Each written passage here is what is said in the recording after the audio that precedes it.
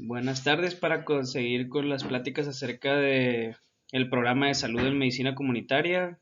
Somos el equipo número 5 y vamos a dar una ponencia acerca de la infección de vías urinarias, también conocida popularmente como mal de orín. Es importante ir retirando este término de mal de orín porque pues es un término arcaico que no se debe estar utilizando y nos vamos a referir a esta entidad patológica como infección de vías urinarias tanto altas como bajas.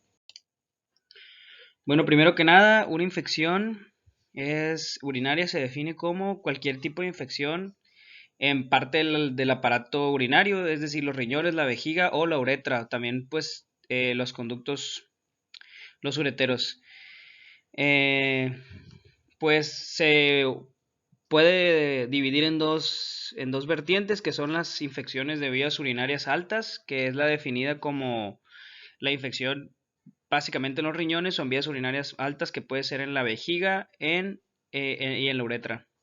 Una infección de vías urinarias bajas recurrente es definida como 3 o más episodios los últimos 12 meses o 2 episodios en los últimos 6 meses. En cuanto a la epidemiología, es muy frecuente entre adultos de 20 a 50 años y es 50 veces más frecuente en mujeres.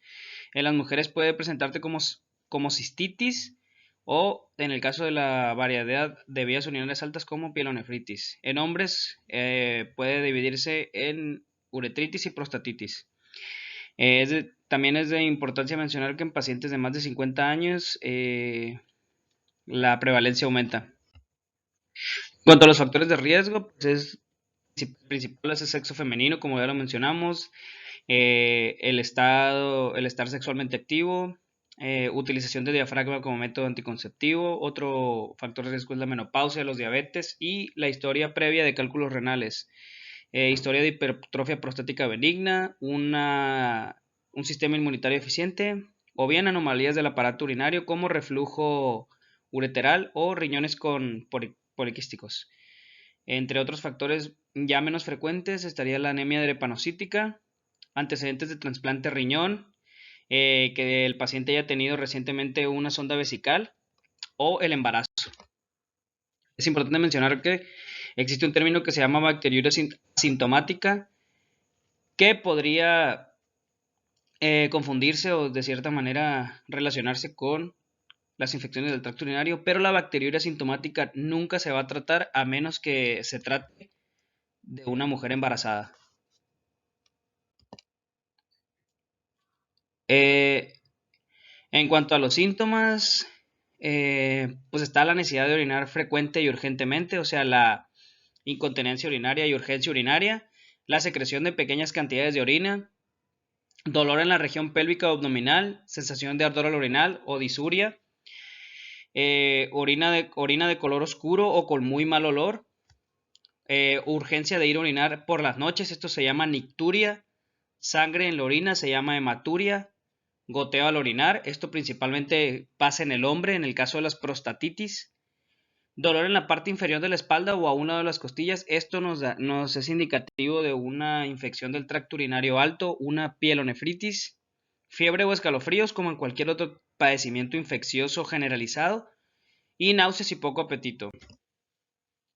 Bueno, ahora las vamos a dividir en dos, que son las infecciones aguda del tracto urinario bajo. Sus síntomas clásicos van a ser tres: la disuria, es decir, el dolor a orinar; la poliacuria, es decir, urgencia urinaria; y poca micción.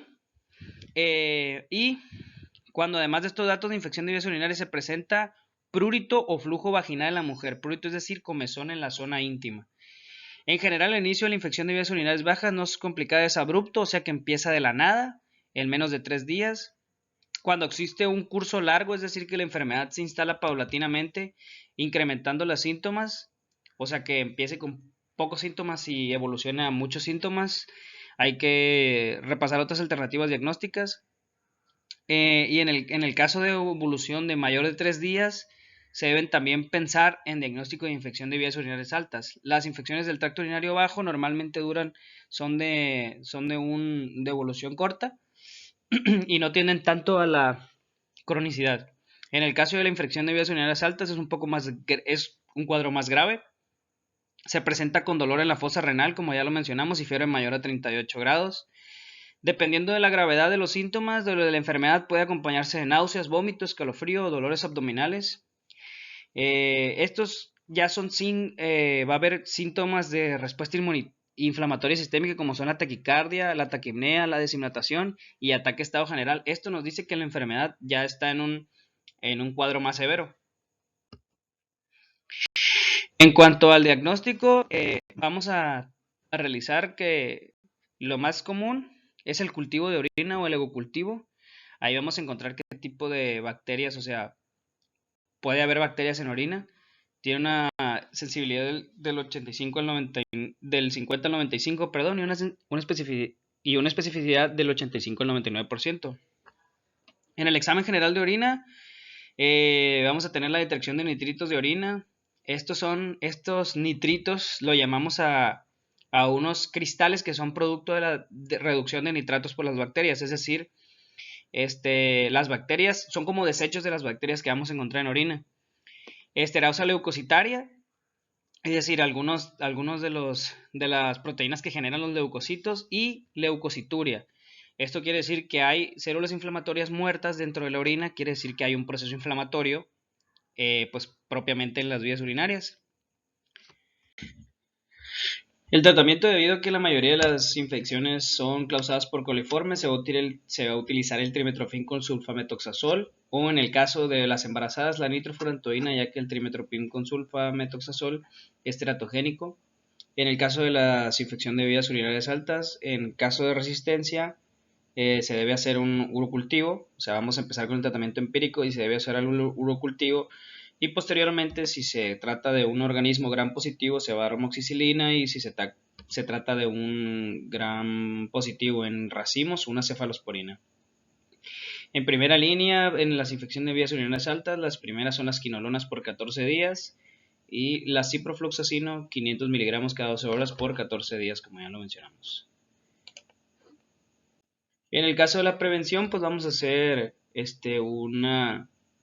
una hincapié en la higiene adecuada, regular, después de realizar el acto sexual y después de realizar cualquier tipo de desecho, ya sea al orinar, y evitar la retención de orina voluntaria. El contener el deseo de orinar es un factor de riesgo también para la infección de vías urinarias. Y esto sería todo por nuestra parte. Muchas gracias. Gracias por su atención.